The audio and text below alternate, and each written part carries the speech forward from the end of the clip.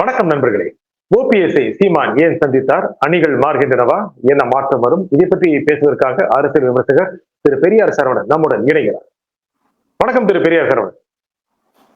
வணக்கம் ஐயா. வணக்கம். திரு ஓபிஎஸ்ஐ சீமான் ஏன் சந்தித்தார்? அது சீமான்ட்ட கேட்டீங்கன்னா அது நட்பு ரீதியில் அப்படிம்பாரு. ஆனா ஓபிஎஸ் மட்டும் கிடையாது, அவரு ரஜினியையும் போய் சந்திப்பாரு, பிஜேபி அலுவலகத்துல போய் பிஜேபி காரங்களும் சந்திப்பாரு, ஆனா தனியாவும் நிப்பாரு. அதே போல அதிமுக எடப்பாடி சித்தப்பானும் சொல்லுவாரு. அது அது ஒரு ஒரு பொலிட்டிக்கல் டாக்டிக்ஸ். அது என்ன காரணம்னு கேட்டீங்கன்னா, அவரோட நோக்கம் ஓட்டுக்களை கெயின் பண்ணுவது. நீங்க நல்லா இந்த விஷயத்த நுட்பமா புரிஞ்சுக்கணும். எல்லா தரப்பு ஓட்டுக்களையும் அறுவடை செய்வதுதான் அதோட நோக்கம். மற்றபடி இதற்கு ஒரு பெரிய சிறப்பான காரணங்கள்லாம் கிடையாது. ஏன்னா அவர் கூட்டணி வச்சுட்டாருன்னா அதோட ஒரு அரசியல் வாழ்க்கை முடிஞ்சிடுதுன்னு அர்த்தம்.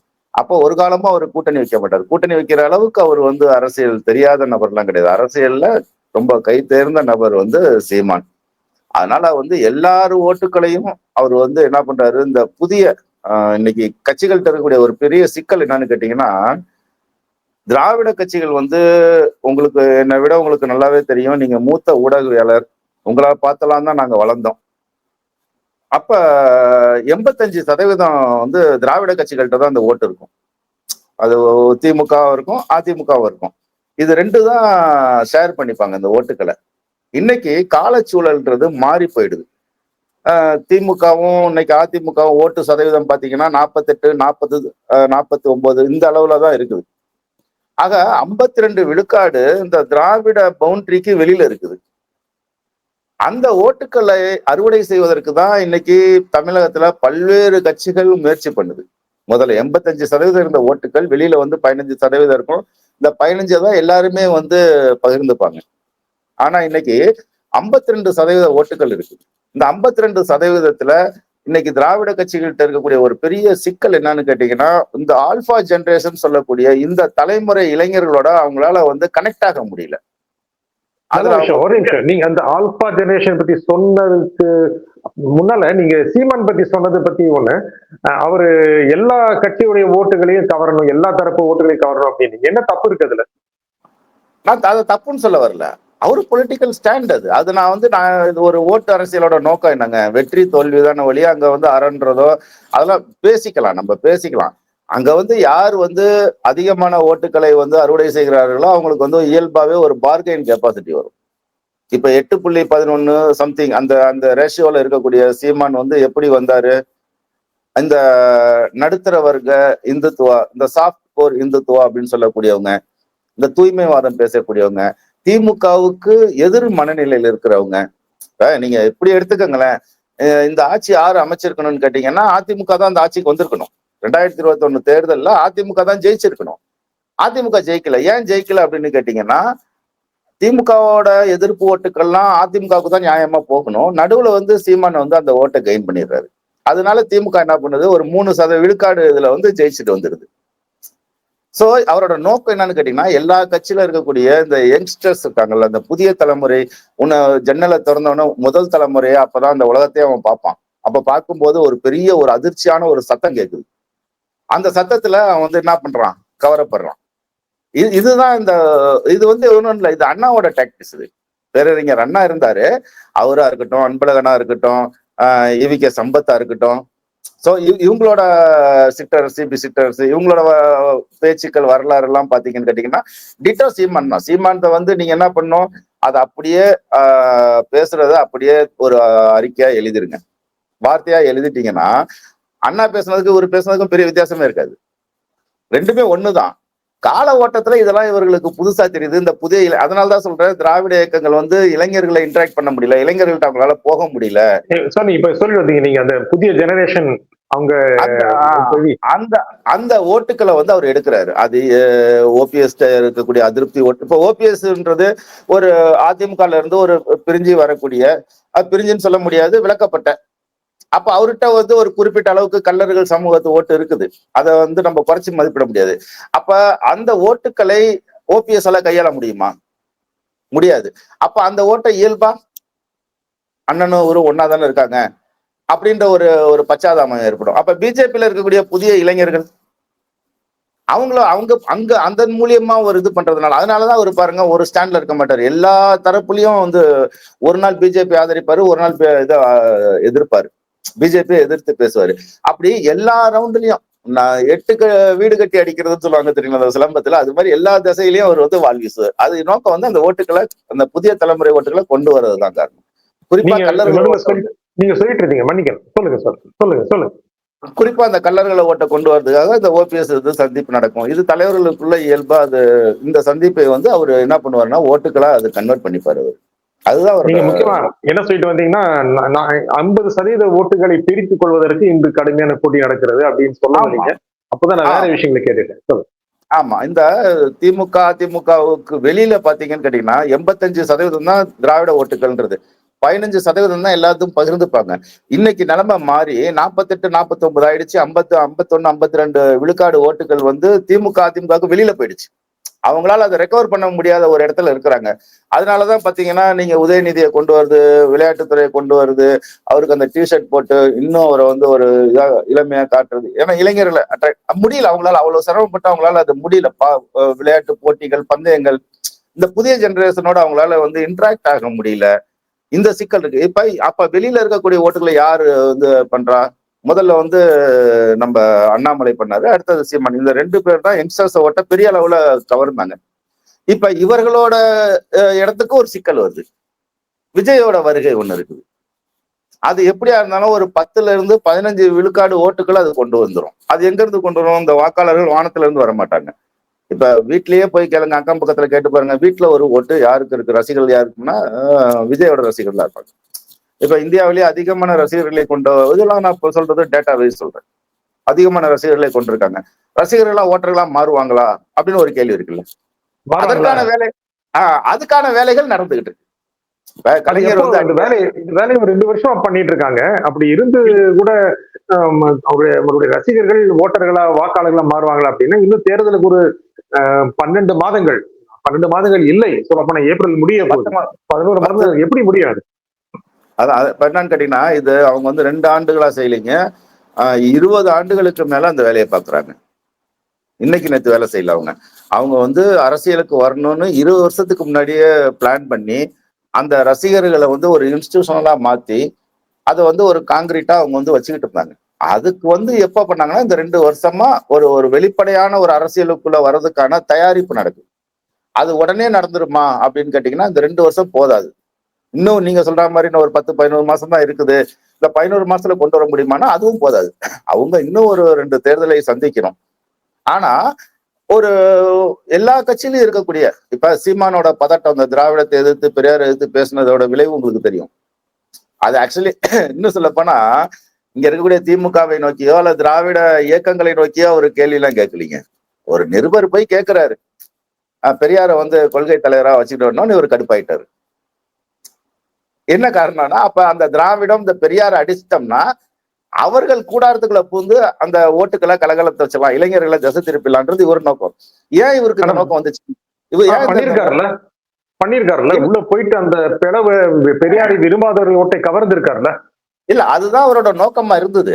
ஆனா அந்த அந்த அந்த நோக்கத்துக்கு பின்னாடி இருக்கக்கூடிய ஒரு செய்தியை நீங்க பாத்தீங்கன்னு கேட்டீங்கன்னா, அந்த விஜயோட வருகை வந்து பெரிய அளவுல யாரோட ஓட்டுகளை பாதிக்க போகுதுன்னா விடுதலை சிறுத்தைகளை ஓட்டு, பாமகவோட ஓட்டு, சீமானோட ஓட்டு, பிஜேபியோட ஓட்டு.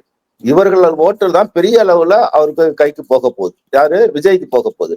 அப்ப அதை தடுத்து நிறுத்தி உள்ளார ஒரு குழப்பத்தை, பெரியார்னா இப்படி, இவரை போய் நீ ஒரு தலைவரா வச்சிருக்கிய, அது என்ன பண்ணிட்டாங்க நம்ம ஆளுங்க வழக்கம் போல என்ன பண்ணிட்டாங்க, ஆளாளுக்கு உள்ள பூந்து பாஞ்சி கருத்து சொல்றேன்னு சொல்லி பிஜேபிக்கு ஒரு பக்கம் விளம்பரம் தேடி கொடுத்துடுறது. ஒண்ணுமே கிடையாது. பிஜேபிக்குன்றது ஒன்னும் இங்க வந்து பெரிய ஒரு செல்வாக்கு இல்ல. அவங்களுக்கு ஒரு பெரிய வில்லன் மாதிரி அவங்கள கிரியேட் பண்றது. சீமான வந்து ஒரு நெகட்டிவ் ப்ரமோட்டிங், அதாவது எப்படி சொல்லுவாங்கன்னு கேட்டீங்கன்னா, அவரை தேவையில்லாம பேசி பேசி பேசியே அவருக்கான ஒரு உதிரியா இருப்பாங்களா திராவிடத்துக்கு எதிராக, அவங்களெல்லாம் ஒண்ணு சேர்த்து விட்டுறது. பிஜேபியை போய் சந்திப்பதே ஒரு தவறான செயல் அல்லது ஒரு வெட்கப்பட வேண்டிய செயலா இருந்த ஒரு சீமான டேரிங்கா மறைமுகமாக இருந்த உறவு முறைய வெளிப்படையா பிஜேபியோட போய் உட்கார்ந்து பேசுற அளவுக்கு கொண்டு வந்தது இந்த திராவிட இயக்கங்களோட போதாமை. என்ன காரணம்னா இவங்க எதிர்க்கிறேன்ற பேர்ல ஒரு பாலியலா ஒரு குற்றம் நான் சொல்றேன், அரசியலா அடிக்கிறதுக்கு இவங்க கிட்ட அந்த ஒரு இன்னும் இதெல்லாம் வந்து திராவிட இயக்கங்களோட போதாமை. ஒரு 2 தலைமுறையா இவங்களுக்கு வந்து அரசியல்ன்றது பெரிய அளவுல பிரச்சாரம் இல்லை. ஒரு காலத்துல நீங்க ஆபீஸ்ல இருந்து வீட்டுக்கு போவீங்க, ஒரு ஒரு 10 கிலோமீட்டர் நீங்க டிராவல் பண்ணீங்கன்னா ஒரு 2-3 இடத்துல கூட்டங்கள், மாலை நேர கூட்டங்களை நீங்க கடந்துதான் போய் ஆகணும். அதுதான் அந்த சமூக சூழலா இருந்தது. இன்னைக்கு அதெல்லாம் இல்லாம போனோடனே இந்த புதிய இளைஞர்கள் அவங்களுக்கு அது பெரியார் படிக்கிறாங்களா, பெரியார் அளவு புத்தகங்கள் நிறைய விக்குது.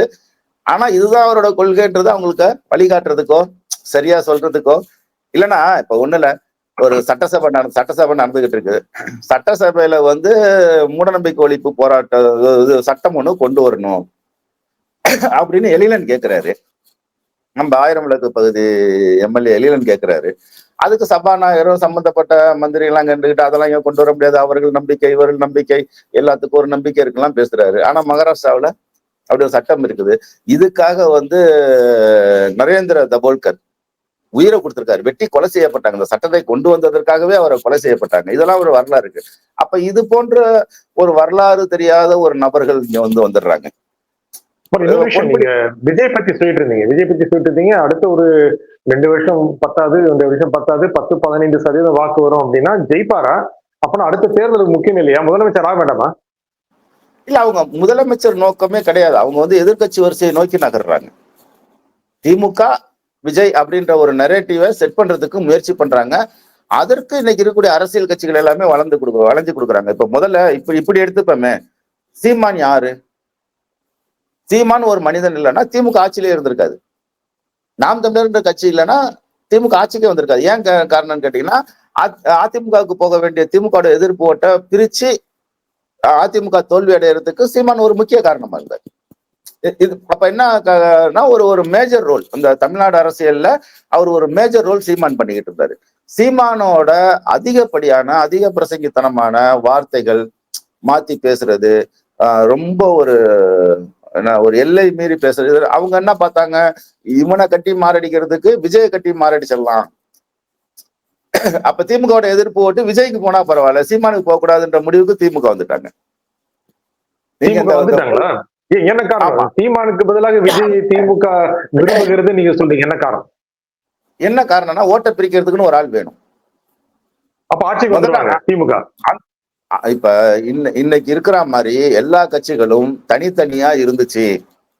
எல்லாருமே திமுகவை எதிர்க்கிறாங்க.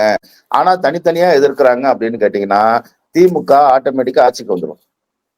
இல்ல அதிமுக ஒரு பலமான ஒரு கூட்டணி, ஏன்னா 3 விழுக்காட்டுல தான் அவங்க தோத்தாங்க. ஒரு பலமான ஒரு கூட்டணி அவங்க வந்து வச்சாங்க அப்படின்னா திமுக மறுபடியும் ஆட்சிக்கு வரதுக்கு 10 ஆண்டுகள் ஆகும். இதுதான் இப்ப பலமான கூட்டணி. இப்போ அதிமுக, பாஜக, பாமக வர வாய்ப்பு இருக்கு. தேமுதிக, கிருஷ்ணசாமி, டாக்டர் கிருஷ்ணசாமி, ஜான் பாண்டியன், இவங்க எல்லாம் ஒன்னாகக்கூடிய வாய்ப்பு இருக்கு. அப்படின்னா கடந்த முறை கடுமையான போட்டியை கொடுத்துச்சு திமுகவுக்கு அதிமுக. இப்போ ஆளுங்கட்சியா திமுக இருக்கிறதா இன்னும் ஒரு பெரிய சவாலை கொடுக்கறதுக்கு வாய்ப்பு இருக்கு. அப்படி ஒன்றும் எளிமையாக தோற்று போகிற ஒரு கூட்டணியா இல்லதான். இல்ல, நெக் டு நெக் வந்து உங்களுக்கு இந்த தேர்தலில் வந்து நான் தான் சொல்ல வரேன், விஜய் தான் இவங்க ஆபத் பாந்தவனா பாத்துக்கிட்டு இருக்கிறாங்க. முதல்ல நீங்க ஒரு எடப்பாடியை புரிஞ்சுக்கணும். இந்த அரசியலை பொறுத்தவரையிலும் அவருக்கு வந்து திராவிடம்னா தெரியாது, கம்பராமாயணம்னா தெரியாது. ஆனா அரசியல்ல ஏன் அறிவு கெட்டின வரையிலும் எடப்பாடி மாதிரி ஒரு இன்டெலெக்சுவல ஒரு தேர்ந்த அரசியலாளரை பார்க்க முடியாது. நீங்க அது அனுபவபூர்வம் பல்வேறு விஷயங்கள் சொன்னா அது நாகரிக குறைபாடா இருக்கும்.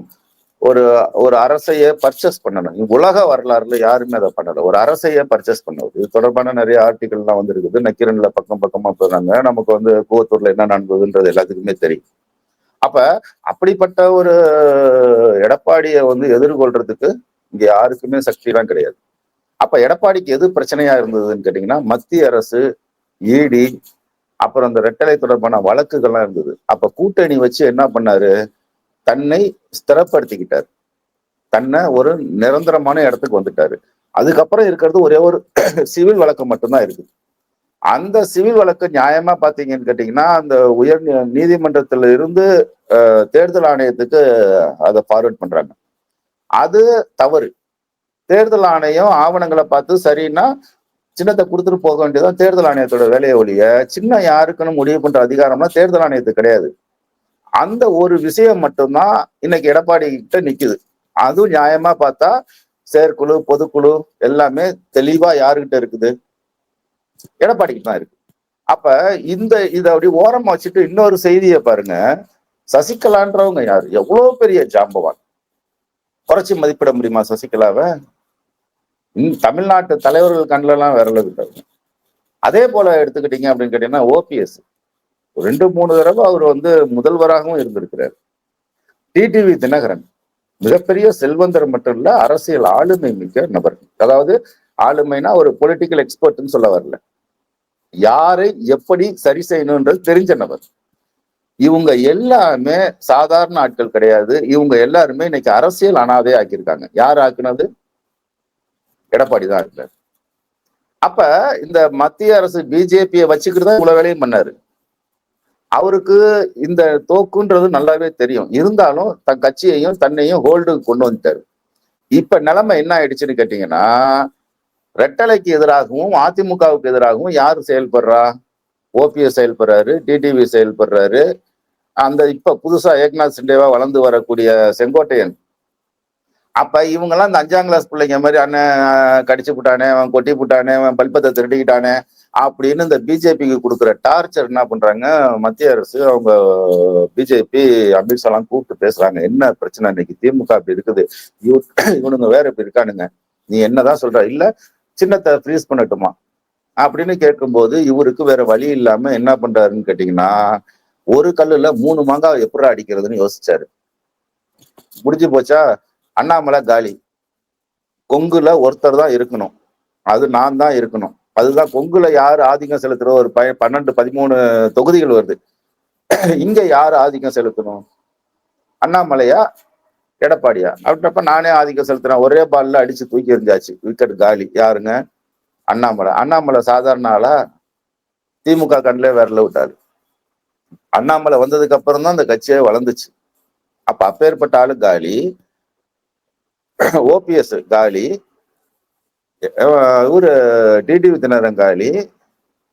அமித்ஷா பக்கத்துல உட்கார்ந்துகிட்ட உள்கட்சி பிரச்சனையில நான் தலையிட மாட்டேன்னு அவரு வாயாலேயே சொல்ல வச்சு, ஏற்கனவே உதிரியா சுத்திக்கிட்டு இருந்த நபர்களை அட்ரஸே இல்லாம ஆக்கி, அப்ப இப்படியான ஒரு இவங்கெல்லாம் வந்து என்ன ஆயிடுறாங்கன்னு கேட்டீங்கன்னா, ஏற்கனவே அனாதையா இருந்தவங்க இன்னைக்கு உதிரி ஆயிடுறாங்க. இது யாரை வச்சுக்கிட்டு சொல்றாரு? அமித்ஷா வச்சுக்கிட்டே சொல்றாரு. இப்ப என்ன பண்ணுவாங்கன்னு கேட்டீங்கன்னா, இவங்க எல்லாத்தையும் அட்ரஸ் இல்லாம ஆக்கிட்டு அந்த ரெட்டலையும் இந்த 26 தேர்தலுக்கு உறுதிப்படுத்திட்டு கையோட அதுக்கான சின்னத்தையும் வாங்கிட்டு அநேகமா டிசம்பர்ல பிஜேபியை கழட்டி விட்டுருவாரு. ரொம்ப சாதாரணமா சொல்றீங்க. அப்படிதான் போகும். அந்த மாதிரி பிஜேபி விட்டுருவாங்களா? பிஜேபி விட்டுருவாங்களா? என்ன பண்ணுவாங்க? ரொம்ப நெருக்கினாங்கன்னா அனுதா ஓட்டா மாறிடும் அதிமுகவுக்கு. இவங்க ஆளுக்கு ஒருத்தர் வந்து வெளியில வந்து ஒப்பாரி வச்சாங்கன்னா என்ன பண்ணுவீங்க? ஆனா ஜெயிக்கணும்ல, எடப்பாடி ஜெயிக்கணும். அப்ப ஜெயிக்கணும்னா பாமகவோட அலையன்ஸ் வரும். ஏற்கனவே பாமக அந்த பிரச்சனை தான் போயிட்டு இருக்கு. பிஜேபியா அதிமுகவான்ற பிரச்சனை தான் போயிட்டு இருக்கு. ஏன்னு கேட்டீங்கன்னா, அங்க விடுதலை சிறுத்தைகளும் தமிழக வாழ்வு கட்சி இருக்கிறதுனால திமுக அந்த கேட்டை இழுத்து சாத்திருச்சு. 2 நாளைக்கு முன்னாடி முதல்வரோட ஸ்டேட்மெண்ட்டை பாத்தீங்கன்னா தெரியும். அவங்க பாமக போயிட்டாங்கன்னா இருக்கிற ஏற்கனவே கல்யாணராமன் சொல்லிட்டு, ஆமா பிஜேபி நபர், அவரை வச்சு என்ன பண்ணாங்க, வன்னியர்கள் மத்தியில இப்ப ஒண்ணும் இல்ல, நீங்க ஏதாவது ஒரு செய்தி போட்டீங்க அப்படின்னு கேட்டீங்கன்னா பிஜேபிக்கு பதில் இவங்க வந்து அந்த பாமக காரங்க வந்து பதில் சொல்லுவாங்க பிஜேபிக்கு சார்பா. அந்த இந்துத்துவ மென்டாலிட்டி அப்படி ஊறி வந்துருச்சு. சமூக நீதி பேசிக்கிட்டு இருந்த ராமதாஸுக்கு வந்து இது ஒரு பெரிய ஒரு சிக்கலாகவும் தர்ம சங்கடமான ஒரு சூழ்நிலையை ஏற்படுத்துது. ஏன்னா நம்ம கொள்கையை பேசாம இவனுங்க பிஜேபி, ஏன்னா அந்த வட மாவட்டங்கள் பூரா வன்னியர்கள் மத்தியில பிஜேபி பெரிய அளவுல தொண்டர்கள் மத்தியிலேயே ஊடுருவி நிக்குது. இது வந்து இதெல்லாம் கட்சியை காலி. ஏன்னா அவங்களுக்கு பீகார் அனுபவம் இருக்குது, மகாராஷ்டிரா அனுபவம் இருக்குது, அது மாதிரி பல்வேறு மாநில அனுபவங்களை வச்சிருக்கிறாங்க. நான் சும்மா இல்லை. அப்ப இதையெல்லாம் அவங்க வச்சுக்கிட்டு என்ன பண்றாங்க, தன் கட்சியை நம்ம காப்பாத்திக்கணும் அப்படின்ற ஒரு இடத்துக்கு யாரா இருந்தாலும் இதை யோசிப்பாங்க. அப்ப அந்த இடத்துல பார்க்கும்போது அதிமுகவோட பாமக வருவதற்கான வாய்ப்புகள் இருக்குது. அதுக்கப்புறம் ஆல்ரெடி எஸ்டிபிஐ கட்சி இப்ப கூட்டணியை விட்டு வெளியில போனேன்னு சொன்னாலும் பிஜேபி கூட்டுட்டு வந்து அவங்க வரதுக்கு தயாரா இருக்கிறாங்க. அவங்க மத சிறுபான்மையின் அடிப்படையில. சோ இப்படி வச்சு ஒரு காமராசம்மான்னு சொல்லிட்டு ஏற்கனவே கிருஷ்ணசாமி இருக்கிறாரு. அப்ப இவங்களெல்லாம் வச்சு இன்னும் ஏசி சண்முகத்தை கூட கொண்டு வரலாம். முதலியார்களோட ஓட்டுகளை வந்து அவங்க கெயின் பண்ணலாம். சோ இப்படியெல்லாம் வச்சு இவங்க வந்து என்ன பண்ணுவாங்க, அதிமுக வந்து ஒரு கூட்டணி அமைக்கிறதுக்கான இது வந்து நான் இதுதான் நடக்கும்னு சொல்ல வரல. ஆனா இதுக்கு வாய்ப்பு இருக்குது. எடப்பாடியோட நேச்சர் அதுன்னு சொல்ல வரேன். ஏன்னா ஒரு கட்சியை காப்பாத்திக்கணும், ஒரு ஒரு சுயமரியாதையா ஒரு தமிழ்நாட்டுக்குன்னு ஒரு ட்ரெடிஷ்னலான ஒரு எமோஷனல் பாலிடிக்ஸ் இருக்குது. இப்ப ஆந்திரா போனீங்கன்னா அது ஒரு அக்ரெசிவான ஒரு பாலிடிக்ஸ். ஒவ்வொரு மாநிலத்துக்கும் மாறும். தமிழ்நாடுன்றது ஒரு எமோஷனல் பாலிடிக்ஸ். இங்க வந்து இவங்களோட கூட்டணி எல்லாம் வந்து ஒரு பெரிய அளவுல பயந்துராது. அப்ப அதிமுக ஒரு கூட்டணி, திமுக ஒரு கூட்டணி, பிஜேபி எல்லாம் சேர்ந்து ஒரு கூட்டணி இப்படின்னு நிக்கும் போது உங்களுக்கு 2 பேரும் சவாலா இருக்கிறாங்க. அப்ப விஜய் அந்த இடத்துக்கு ஒரு மேஜர் ஒரு ஒரு ஓங்கி ஒரு சத்தத்தோட விஜய் வந்தாருன்னா, அப்ப இவரு நாம் தமிழர் ஒரு ரோல் எடுத்தாருல்ல தமிழ்நாட்டுல, அந்த ரோல் அடிபட்டு போகும். அங்க அவரோட வாக்கு வங்கி பெரிய அளவுல வீழ்ச்சி அடைஞ்சிரும். அப்ப இந்த இடத்துலதான் திமுக என்ன யோசிக்குதுன்னு கேட்டீங்கன்னா, விஜயவே நம்ம நேரா நிப்பாட்டிக்கலாம். நாம் தமிழர் ரோலை வந்து விஜய் எடுக்கிற மாதிரி ஒரு சூழலை அவங்களே இந்த ஒரு செனாரியோவை அவங்க கிரியேட் பண்ணுவாங்க. அப்படிதான் இது நகரும். சரி, என்ன ஆகும் அப்படிங்கறத நம்ம இன்னும் ஒரு 4-5 மாசத்துக்கு தெரிஞ்சுக்கலாம். இந்த நிகழ்ச்சியில் உங்கள் கருத்துக்கு போயதுக்காக திரு பெரியார் சரவணன் மிக்க நன்றி. நன்றி தோழர், நன்றி நன்றி நன்றி. மீண்டும் ஒரு நிகழ்ச்சி சந்திப்போம். நன்றி, வணக்கம்.